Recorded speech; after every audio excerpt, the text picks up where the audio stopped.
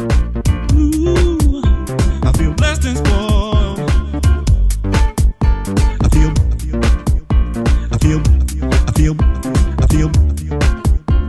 feel blessed and spoiled. I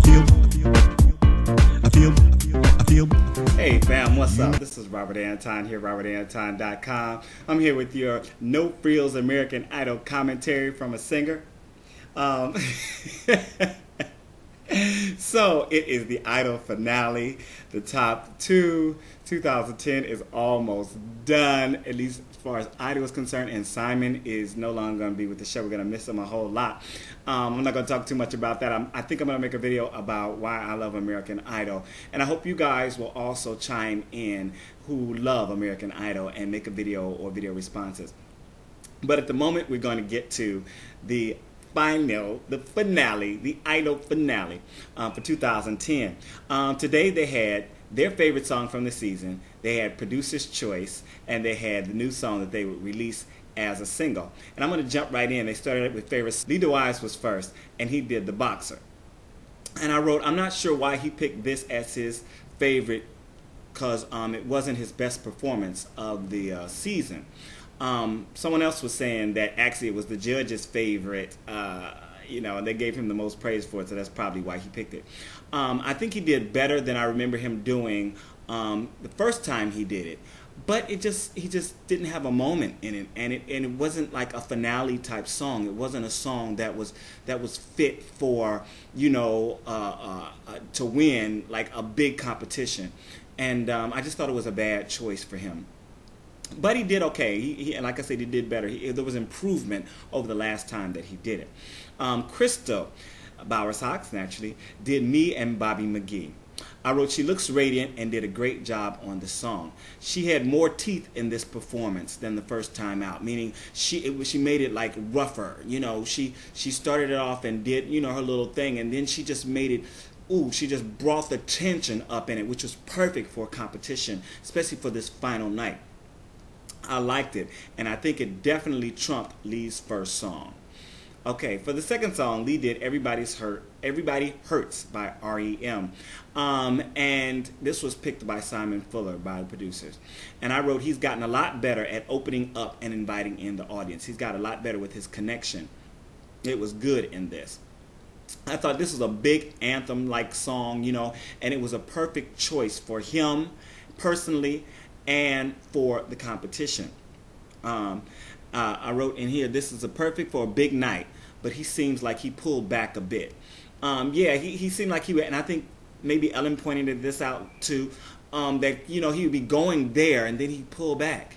So like he was getting to that place where he was really doing it, and then something would happen and he would just pull it back, and we want that extra mile, and he just wasn't giving it to us. And I wrote, maybe he's saving his voice, maybe he's saving the emotion, but this is not the time to save it. This is the time to give it all you got. Crystal did Black Velvet, which again was picked by Simon Fuller. And I wrote, I was very nervous for her coming down the steps. I think she was nervous too, but she kept it 100 and didn't miss a note. She was on note, she was on pitch, she had her full connection going all the way down the stairs. But I just felt like oh my Lord, if she falls down, that's exactly how I felt.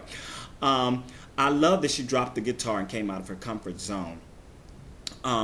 Especially in the final, that showed a lot.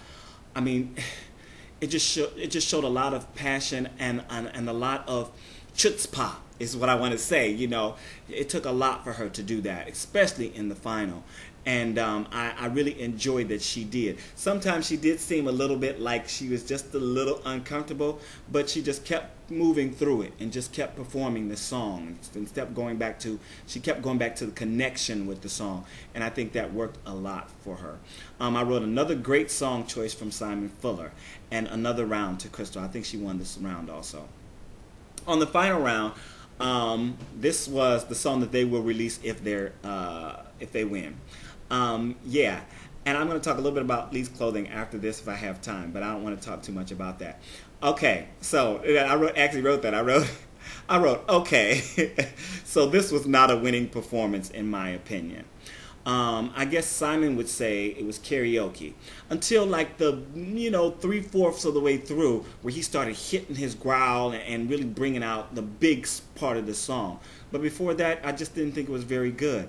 But I wrote even in the big part of the song, there just wasn't the excitement for me, because I don't think there was the excitement for him. He seemed very emotional. You could see little like wetness in his eyes and stuff like that. So he was taking everything in, and he was really feeling the waves of love coming toward him. But he just wasn't giving back that full 100%. He just wasn't getting there, and I just, I felt like it was a nice touch, the emotion and stuff like that. But I don't know. It just wasn't working, it just wasn't happening for me.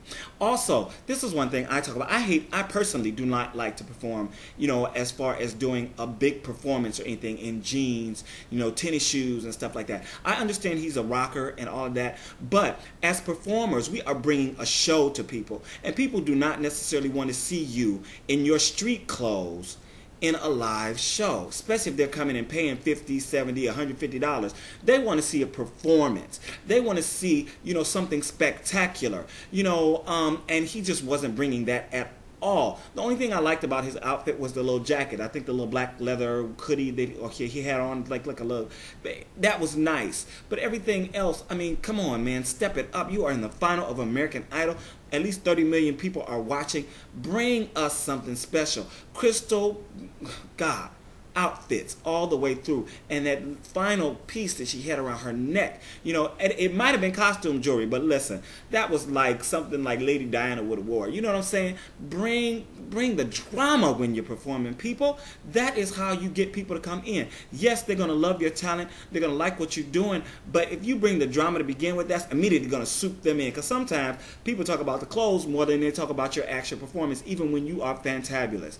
I just had to talk about that, because that really bothered me. About 30 million people watching him, and he's in his street clothes. I didn't like that. Crystal, for her final song, did Up to the Mountain. Now, I don't know. I haven't heard this song before. I don't know where it's from. I didn't look it up because I haven't taken the time to look it up. I'll try to look and see where it's from, or ask somebody where it's from. But if you know, please pop down in the comments for me. I thought it was a beautiful song. From here, I wrote, from her look to her sound to her attitude, Crystal came to win the night, and did so in every single round. Okay, this song went from tender to rough and back again. It had some big notes in there for you. It was just a masterful performance, and the judges agreed. They said it was just so, like, she really came to do it, and she gave everything she had in this performance. And I believe that is the way to do it in competition. If you want to see the way to do a competition song, she really just went there. She just, every single second, she was pushing the envelope. She would pull it back in, she'd push it back out. And that is the way to perform. And she looked good. She had the right attitude. She had, if she does not win, she's still going to be a star. She's still going to be a star. Adam Lambert didn't win last year, and he's the biggest star of the season from last year. I hope that Crystal wins. What did you think of each performance? Did you like the way people were dressed? Did you like the way Lee was dressed? Just pop your comments down in my crotch in the comments section. It has been a wonderful season for me of Idol. There have been some bad spots and stuff, but I have found a lot of people that I want to watch in the future and see where they go with their careers. Tell me who you love the most out of this entire season, including the auditions. Pants on the ground,